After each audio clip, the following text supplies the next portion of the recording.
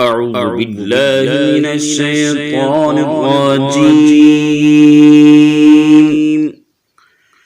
بسم الله الرحمن الرحيم.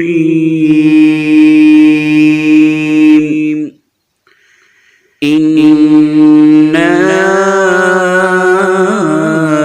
أعطيناك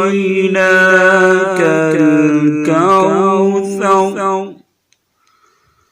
فصل لربك وانحر إن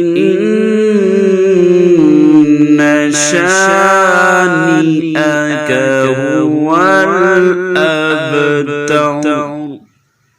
صدق الله العظيم.